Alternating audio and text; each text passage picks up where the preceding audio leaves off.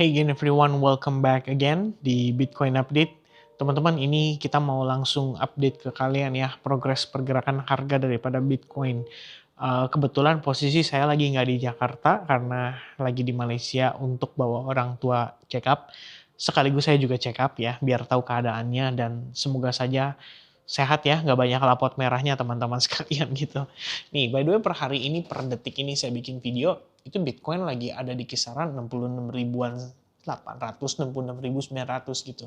Artinya kita ngelihat dia rejected ya, dari yang sebelumnya tuh kemarin sempat sampai 70.000 dollar. Nah sebenarnya ada kondisi yang menarik. Rejectionnya itu bukan karena makro, bukan karena kondisi politik atau geopolitik.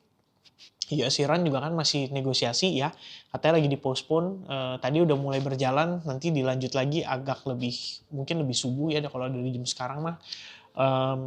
Yang bikin turun, yang bikin koreksi itu adalah stock market.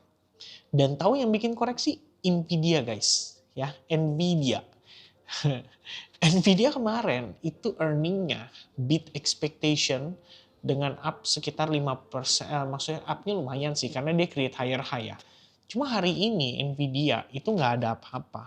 Ya seperti saya tadi research dari CNBC pun juga nggak ada apa-apa gitu. I mean nggak ada strong strong fundamental atau strong news yang harusnya bikin Nvidia drop. Tapi somehow Nvidia koreksi sampai dengan kisaran 5%-an ya dari range tertingginya kemarin, jadi kayak dia koreksi 5%-an gitu per sekarang. Jadi somehow menarik ya, kok jadi lucu ya ini market ya. Apakah naratif AI bubble masih ada? Yes, I guess masih ada. Ya, tech stocks bubble apakah masih ada? Naratifnya kelihatannya iya gitu. Jadi kalau kita lihat nih, mungkin behavior market ya. Begitu kemarin dapat hasil yang positif, anggapannya apa? Orang-orang mungkin udah merasa bahwa sell the news, ya, buy the rumor, sell the news gitu. Artinya mereka udah ngantisipasi kalau Nvidia itu beneran akan sepositif itu dari segi earningnya, tapi di saat justru ada kabar baik itu, itulah waktunya mereka jualan gitu. Jadi mereka udah mengantisipasi dari jauh-jauh hari, jadi begitu harinya datang, datanya keluar ternyata positif, that's it gitu ya.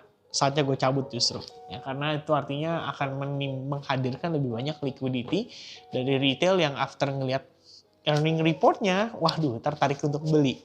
Ya, mungkin pertimbangannya jadi seperti itu guys ya. Kalau kita lihat per data Nvidia kemarin yang tiba-tiba kenapa hari ini malah justru sahamnya anjlok ya.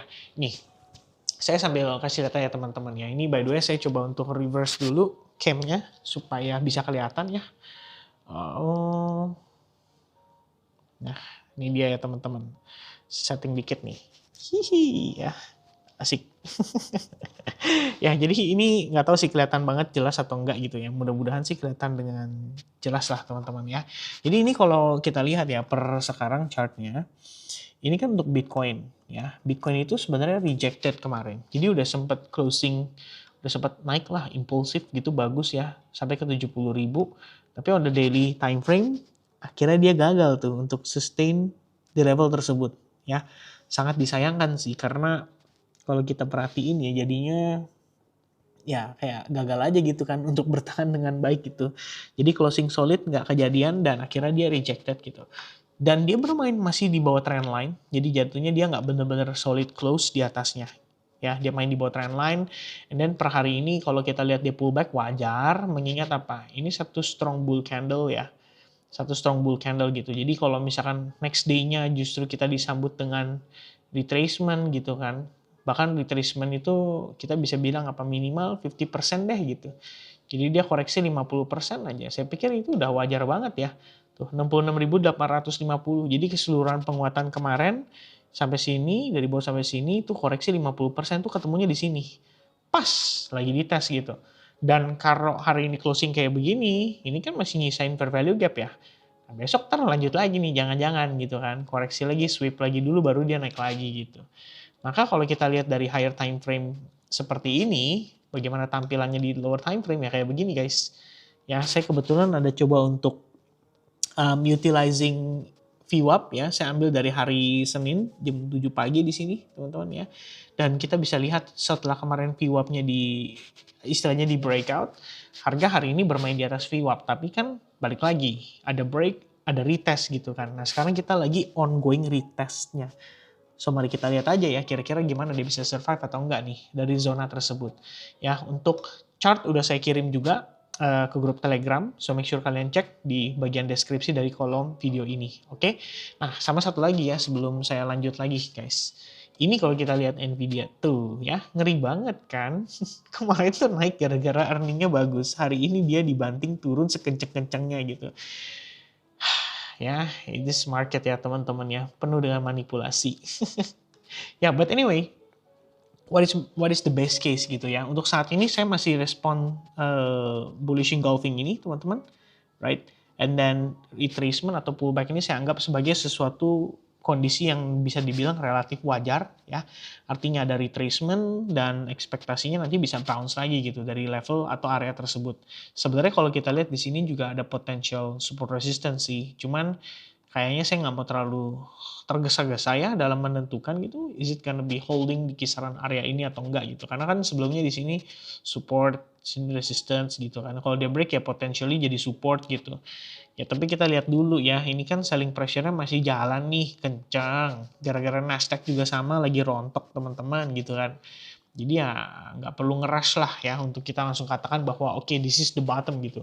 I mean we can take a look for another opportunity, memanfaatkan mungkin VWAP salah satunya itu menjadi sebuah pertimbangan di zona mana kita bisa mengatakan bahwa Bitcoin memiliki aktivitas transaksi terbanyak gitu. Karena kalau kita pakai volume profile, kebetulan levelnya mirip-mirip ya di dekat-dekat sini nih 65.500 sampai 65.700 gitu. Jadi kayak area-area ini memang area yang harusnya bisa berpotensi nge-trigger Bitcoin untuk kembali kehadiran demand ya untuk di marketnya.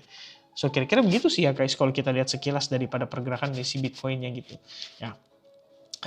Kayaknya nggak ada lagi yang mau dicek ya teman-teman. Paling itu aja sih. Karena kalau kita lihat 4 jam ya it's normal gitu kan. Wajar gitu. Kita ngelihat ya naik, bam, and then ya koreksi lah. Ya kan? Minimal 50% gitu. Habis itu baru naik lagi. Itu kan wajar ya. Jadi kita tinggal lihat aja. Kalau emang hari ini New York di bawah koreksi, maybe tomorrow baru mulai ada kondisi yang relatif positif kembali. Ya, but let's see guys ya. Oke? So, yeah, that's gonna be the update. Ya, balik lagi ke saya teman-teman ya, untuk penutupan. Ya, jadi intinya, kalau kita lihat ya, pergerakan per hari ini, sentimen positif kemarin udah beres. Ya kan, sentimen positif kemarin udah beres. Market sekarang masuk dalam tahap koreksinya atau retracement-nya. Saya pikir hari ini bisa jadi kesempatan ya, yang menarik untuk mencari opportunity gitu. Tapi tadi ya saya juga masih kepleset teman-teman ya. Ada beberapa transaksi tuh udah bagus banget. Performance-nya udah bagus banget gitu. Jadi kayak sepanjang perjalanan ya, saya dari rumah berangkat kemarin itu updating di SAG. Ya, ada beberapa setup kayaknya oke nih, gak bagus nih, bisa nih gue gas nih ya kan. Tadi pagi ke trigger tuh, transaksinya ke trigger. Running profit, udah hampir mencapai target, tapi kemudian malam ini kena bantai kayak begini gitu.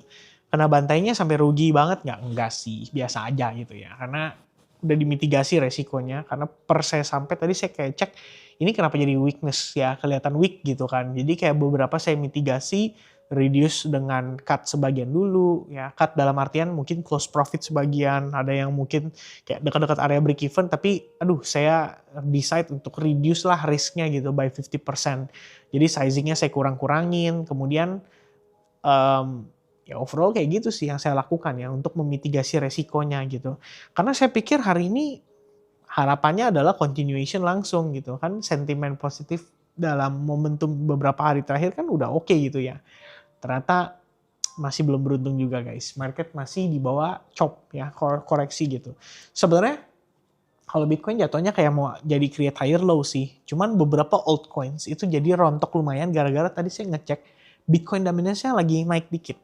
Ya, nggak banyak, naiknya dikit. Tapi tetap berpengaruh secara signifikan buat pergerakan market secara keseluruhan. So, I guess what is currently going on adalah lebih ke sabar ya. Coba untuk nunggu timing yang proper untuk masuk kembali.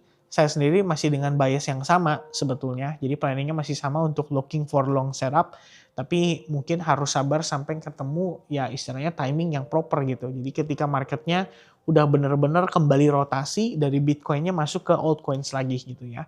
Karena kalau per sekarang saya pikir-pikir lagi wajar juga ya, karena market itu lagi mau dorong harga Bitcoin-nya naik kan, maka mereka akan membutuhkan likuiditas lebih dan mungkin alts yang akan menjadi supportnya gitu ya, dalam artian duitnya, likuiditasnya datangnya dari altcoins gitu, untuk berspekulasi dikit gitu ya. Ya mungkin kira-kira gitu guys sih. Jadi ya tetap saya sharing anyway supaya teman-teman tahu juga, apalagi during my travel, saya ada bilang sama teman-teman di SAG juga, kalau lagi travel kayak gini biasanya saya nge-reduce risk karena saya nggak mau terlalu terganggu ya dengan aktivitas ketika saya lagi di luar. Begitupun ketika saya lagi trading gitu, pengennya fokus kayak 100% gitu, trading ya trading gitu kan. Kalau lagi di luar kalau bisa mungkin tetap updating ya, tetap sambil trading tapi kita reduce dari segi portion atau risk size-nya gitu. Jadi pastiin jangan sampai risk size-nya itu yang bikin kamu rasanya frustasi kalau sampai kerugian gitu kan ya. Jadi harus cari angka-angka yang kayak ya udahlah hilang segini masih oke gitu ya. Tapi jangan sampai hilang, kalau bisa profit dong tentunya gitu ya.